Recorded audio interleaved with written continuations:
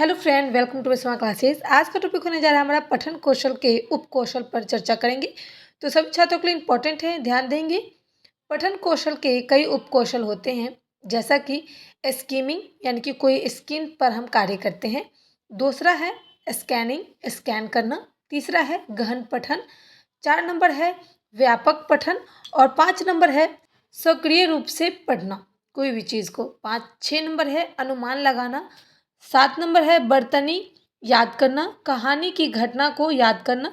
पठन कौशल को बेहतर बनाने के लिए इन उप कौशलों का अभ्यास किया जाता है, जैसे कि स्कैनिंग। स्कैनिंग करके या इसका इस्तेमाल करके किसी विशिष्ट जानकारी का पता लगता है। अगर हम दूर से स्कैन करते हैं तो हमें दूरों की चीज़ दिखाई देती है। अगर हम यहाँ से कोई चीज़ को देखेंगे तो हमें दूर की चीज़ें जो है स्पष्ट रूप से दिखाई देगी। तो इसलिए हमें स्कैनिंग का इस्तेमाल करके कोई विशिष्ट जानकारी प्राप्त कर सकते हैं।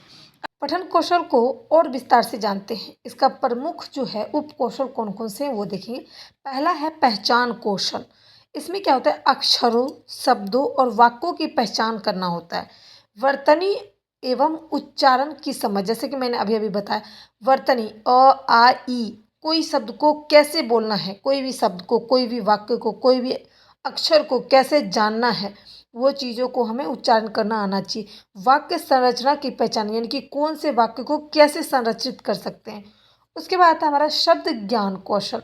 शब्द ज्ञान कौशल में क्या होता है, कठिन शब्दों का अर्थ समझना। यानी कि अगर हम शब्द ज्ञान, अगर हमारे अंदर शब्द ज्ञान भरा हुआ है तो कठिन से कठिन शब्दों का अर्थ हम समझा सकते हैं लोगों को।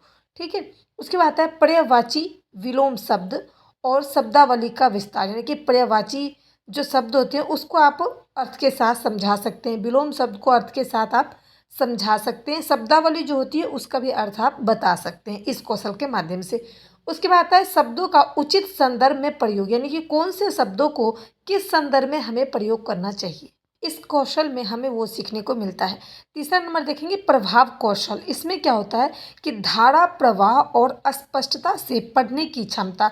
यानी कि कोई भी चीज़ को हम जोश शोश के साथ पढ़ते हैं, पूरी क्षमता के साथ पढ़ते हैं, क्योंकि कभी कभी हमारा मन करता है हम इस चीज़ को पढ़ें, तो उसके लिए हमें अंदर की जो धाराएं हैं, जो प्रवाह है, वो स्पष्ट रूप से झलकती है।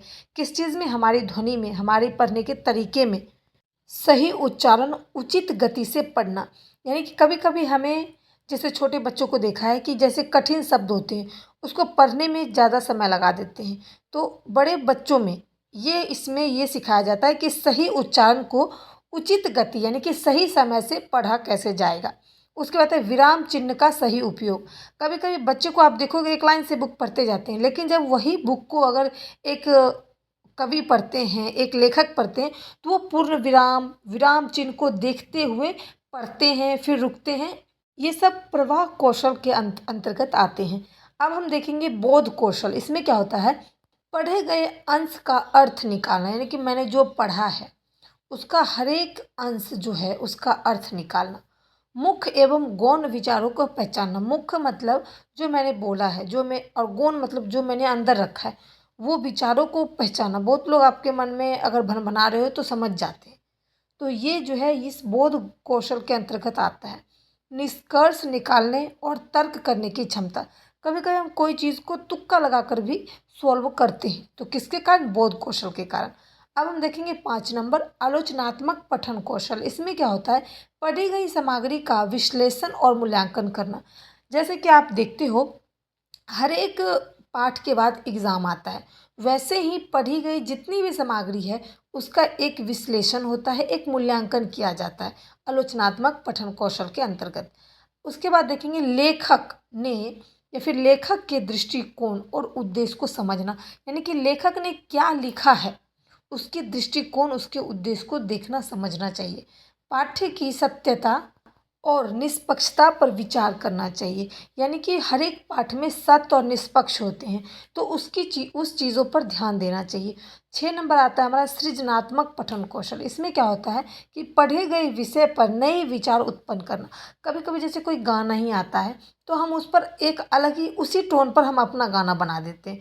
वैसे ही पढ़े गए विषय पर नए विचार को उत्पन्न करना या फिर नए विचार को लिखना, ये सृजनात्मक पठन होगा।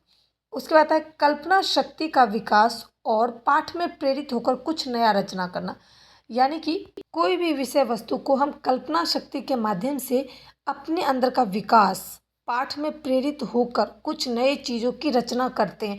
कभी कभी एक कविता को पढ़कर हम एक नई कविता का निर्माण करते हैं, नई कविता को लिख डालते हैं। वो सब क्या है? वो हमारे मन का विचार है। वही चीज़ कल्पना शक्ति भी कह सकते हैं। अब हम देखिए गूढ़ पठन कौशल। इसमें क्या होता है कि अप्रत्यक्ष रूप से प्रस्तुत जानकारी को समझना। अप्रत्यक्ष यानी कि कुछ चीज़ें हमारे सामने होते हैं और कुछ चीज़ें हमारे सामने नहीं होती, लेकिन उसकी जानकारी भी हमें लेनी चाहिए, उस चीज़ों को हमें समझना चाहिए। ठीक है। संकेतों और संदर्भों के आधार पर निष्कर्ष निकालना चाहिए। यानी कि कभी कभी हमारे सामने जो चीज़ नहीं हो रहा है, उस कहानी को कोई बता रहा है, तो हमें उस कहानी को सुनकर पीछे की क्या घटना घटी होगी उस पर हम विचार कर सकते हैं। यह हमारा अप्रत्यक्षता के रूप में जानकारी को साझा करना कहते हैं। संकेत यानी कि हाव भाव, इशारों की बात पर जो भी कुछ अगर दिक्कत है, इशारा करके कोई व्यक्ति बता रहा है, तो उसका हम निष्कर्ष निकाल सकते हैं अपनी अनुभव के अनुसार से। ये सभी उपकौशल मिलकर पठन क्षमता को संपूर्ण बनाते हैं। यानी कि पठन जो कौशल है उसकी क्षमता है, उनके साथ रहते हैं, भाषा को प्रभावी ढंग से समझने और उपयोग करने में सहायक होते हैं। यानी कि पठन कौशल में कई भाषाएं होती हैं, लेकिन उसको समझने के लिए, उपयोग करने के लिए, कोई संरचना करने के लिए कई सारी चीज़ों को प्रभावित करता है। कौन? तो उपकौशल। जिसने उपकौशल के हर एक लाइन को, हर एक बिंदु को अच्छे से पढ़ा होगा, वो पठन कौशल की क्षमता को बहुत ही अच्छे से जान पाएगा, उसके हर एक चीज़ों पर ज़्यादा से ज़्यादा प्रभाव डाल सकता है। उम्मीद करती हूँ पठन कौशल के उपकौशल को मैंने अच्छे से एक एक लाइन समझाया है। वीडियो पसंद आए तो like share support. Thanks for watching my video.